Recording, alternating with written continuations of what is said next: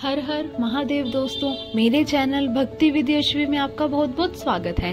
तो आज हम जानेंगे गंगा दशहरा का क्या महत्व होता है, गंगा दशहरा पर हमें किन किन वस्तुओं का दान करना चाहिए और उन वस्तुओं को दान करने से हमें क्या फल प्राप्त होता है। और साथ ही हम जानेंगे कि गंगा दशहरा पर दीप दान करने का क्या महत्व होता है। दशहरा का मतलब है 10 पाप से मुक्त हो। पहला पाप है किसी के घर का बिना पूछे कोई सामान उठाकर हमने भोग कर लिया हो, तो उस पाप से गंगा दशहरे के 10 पाप से मुक्ति दिलाता है गंगा दशहरा। दूसरा, किसी ब्राह्मण किसी गुरुजन को मुख से अपशब्द कह दिया हो, तो आज ही का दिन है जिस दिन पाप कर्म से मुक्ति मिल जाती है।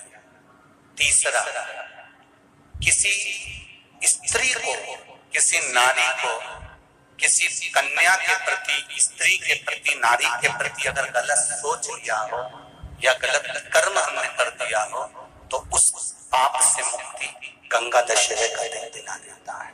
चौथा,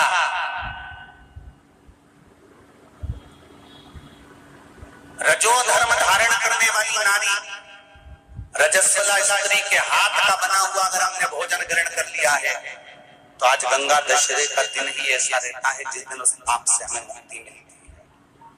पांचवा, किसी के यहाँ सूतक जानते हो या सावड़।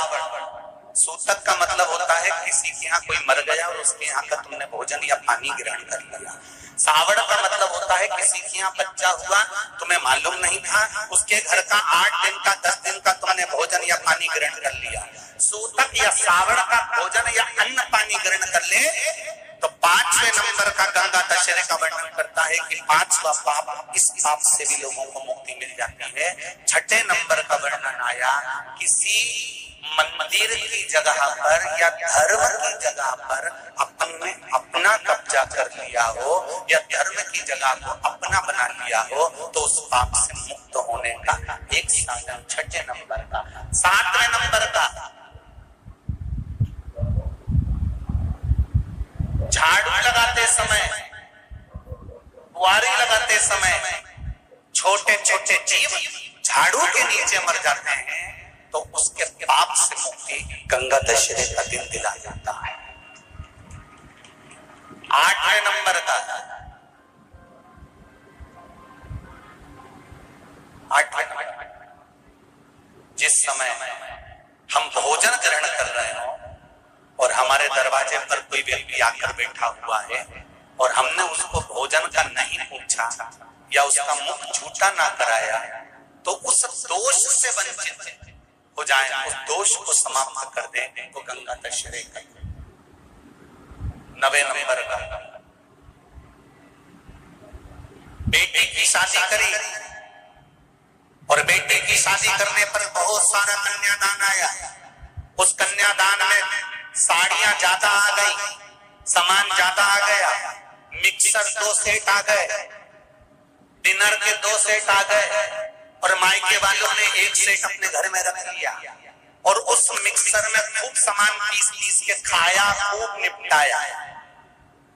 बेटी के कन्यादान का सामान घर में रखकर उसका भोग करने पर जो पाप लगता है, 9वें नंबर का कहता है गंगा दशहरे का दिन उस पाप को धो देता।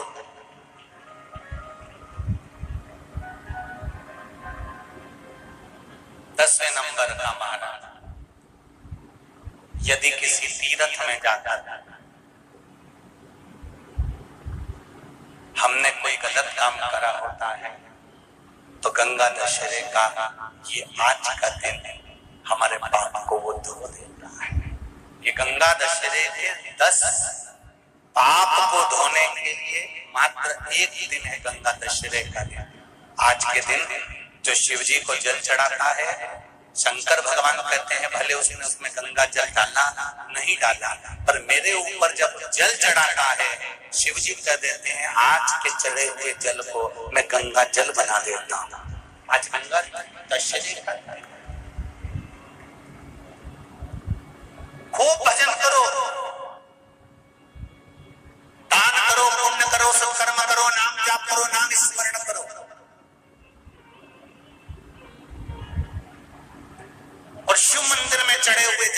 सा सिंचन जरूर करो। कुछ तिथियां होती हैं जिन तिथियों में अगर आप रोज गंगा का जल शंकर को नहीं चढ़ा सकते तो शिव महापुराण कथा कहती है, स्कंद पुराण कहती है, विष्णु पुराण कहती है, गर्ग संहिता कहती है, गीता पुरुष गोरखपुर का कल्याण का गंगा अंक कहता है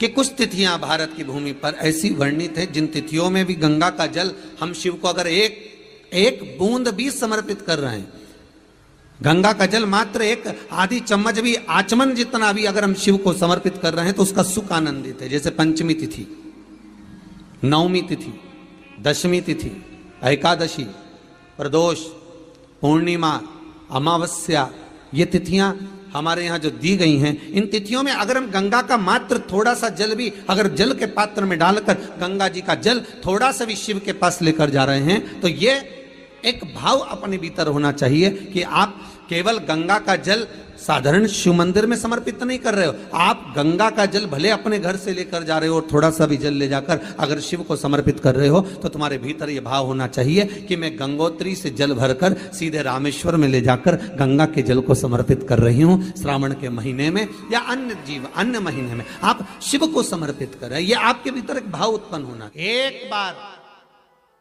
गंगा में अगर डुबकी लगा ली है हृदय से, मन से,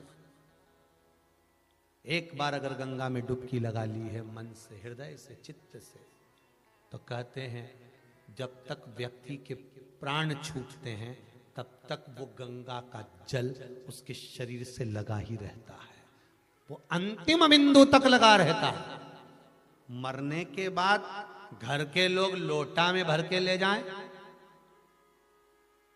खास खास अस्थियों को, कोई पूरी तो अस्थि ले ही नहीं जा सकती, इतनी सारी कौन ले जाए, तो अम्मा के दांत, उंगली, एक आध खोपड़िया, ऐसी 4, 6, 8 अस्थियां ढूंढ के झोली में भर के फिर लेके जाए गंगा। उससे अच्छा है पूरी अस्थि ले जाओ, पूरी ये शरीर संपूर्ण जीते जी गंगा का स्नान हो जाए।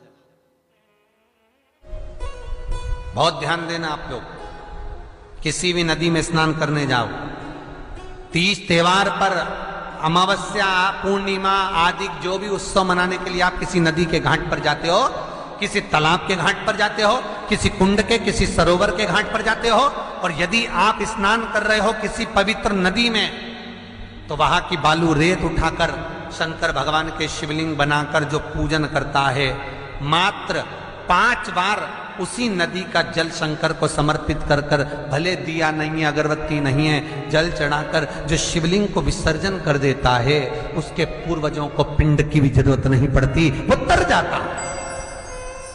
उसके पूर्वजों को पिंड भाग की भी जरूरत नहीं पड़ती, उसकी तृप्ति स्वतः ही हो जाती है। हमारी यमुना, सरयू, क्षिप्रा, मंदाकिनी, नर्मदा, जितनी पवित्र नदी होती है, इन नदियों में आप लोग एक बहुत बड़ी गलती करते हो कि दोने में दिया लेते हो और दोने में दिया लेकर उसको रखकर और आप नदी में दिया जलाकर बहा देते हो। शिव महापुराण की कथा इसकी महत्वता नहीं कहती। शिव पुराण कहती है गंगा माँ है, नर्मदा माँ है, क्षिप्रा माँ है, सरयू माँ है। तुम्हारी सास कहीं बैठी हो, एक काम करना, जैसे तुम गंगा जी में दिया रख देती हो पानी में, सरयू जी में दिया रख देती हो पानी में, उसी तरह सास के सिर पे दिया जला के धर दो। बोलो, धर सकते हो? जब धीरे धीरे दिए में आग लगेगी, दिया जलते जलते दोने में आग लगेगी, दोना जलेगा और तुम्हारी सास का फिर सिर जलना प्रारंभ होगा। अच्छा लगेगा? नहीं। गंगा में दिया छोड़ा, दिया जलते जलते हवा में दोना जला, दोना जला तो वो गंगा का जल में चोट पहुंची। गंगा कहती है तो पुण्य कमाने आई थी और मुझे आग लगा के जा रही है। पवित्र नदी को शुद्ध रखिए, उसमें पवित्रता का विशेष ध्यान रखिए। यहां तक शिव महापुराण की कथा कहती है, अपने स्नान के कपड़े भी अगर तुम घाट पर किसी के कहने पर छोड़ कर आ रहे हो, कई लोग, कोई कह देता है तुम्हारे ऊपर ये रोग लग गया, तुम्हारे ऊपर ये बीमारी हो गई, नदी पे नहाने जाना, अपने कपड़े छोड़कर आ जाना। पहले तो वो महाराज ढूंढो जिसने कहा कि पवित्र नदी पर अपने कपड़े छोड़कर आओ। नदी को हमेशा, पवित्र नदी को पवित्र रहने दो। मेरे राम जी जब चित्रकूट होते हुए चले गए, मेरे राम जी जब अयोध्या से लंका तक गए, बीच में इतनी पवित्र नदी पड़ी थी, मेरे राम जी ने एक जगह पर अपने वस्त्र को नहीं छोड़ा, न वस्त्र को पानी में निचोड़ा। मेरे राम जी ने स्नान करा, स्नान कर कर पानी ले जाकर दूर अपने वस्त्र को निचोड़ा, कहीं ये मेरे वस्त्र का पानी पवित्र नदी में ना चले जाए। वो मेरे राम थे जो मार्ग बताते जा रहे थे। और आज के जमाने में लोग, एक जनी ने दिया जला के छोड़ा, बड़ी खुश हुई, वो भेरिया वो भेरिया वो भेरिया वो भेरिया वो भेरिया इतनी दूर तक चले गया। अब गंगा जी ने भी कह दिया अब की तो आ गई, अगली बार आ, अगली बार आ। इतनी प्लानिंग करिए, हरिद्वार जाऊंगी, हरिद्वार जाऊंगी, हरिद्वार जाऊंगी, हर बार प्लान बनाती थी, बद्रीनाथ जाऊंगी, केदारनाथ जाऊंगी, हर बार प्लान बनाती थी, अब की बार जाऊंगी, अब की बार जाऊंगी। भगवान घर में ऐसी बांधा ला के रख देता कि तुम्हें हरिद्वार तक बुलाता ही नहीं। अब सोचती मैं बस एक ही बार होके आई, फिर तो मेरा जाना ही नहीं हुआ। कभी तुमने गंगा जी से पूछा कि बार बार जाना क्यों नहीं हो रहा? गंगा जी खुद नहीं बुला रही, आग लगा के चली जाएगी। गंगा जी खुद नहीं बुला। पवित्रता का ध्यान रखिए, हम उसकी शुद्धता का ध्यान रखिए। हमने गंगा, यमुना, सरयू, सरस्वती, क्षिप्रा आदि को कैसे कैसे पवित्र रखना। आप में से कितने लोग हैं जो नर्मदा नहाए? आप में से कितने लोग हैं जो गंगा नहाए? आप में से कितने लोग हैं सरयू नहाए? कहीं ना कहीं किसी पवित्र नदी में आप लोगों ने स्नान जरूर करा होगा। बोलो करा कि नहीं करा? जितने लोग कथा सुन रहे हैं उनने भी करा होगा, जितने फेसबुक यूट्यूब पर सुन रहे हैं उनने भी करा होगा। किसी ना किसी पवित्र नदी में आपने, हमने, सबने स्नान करा होगा। अब स्नान तो हम कर लिए, उस गंगा नदी में हम नहाए, तो गंगा नदी में हमने स्नान करा और स्नान कर कर बाहर निकले तो हमको 1.25 लाख बार स्नान का पुण्य मिल जाए। उसके लिए क्या करना पड़ेगा? एक डुबकी लगाए हो मारा और कह रहे हो कि 1.25 लाख डुबकी का फल चाहिए, तो क्या करोगे? 1.25 लाख डुबकी का फल पाने के लिए क्या करना पड़ेगा? केवल एक काम, जिस पवित्र नदी का स्नान कर रहे हो उस पवित्र नदी की बालू का, बालू मतलब रेत का, बालू का शिवलिंग का निर्माण करना, उसका पूजन करना,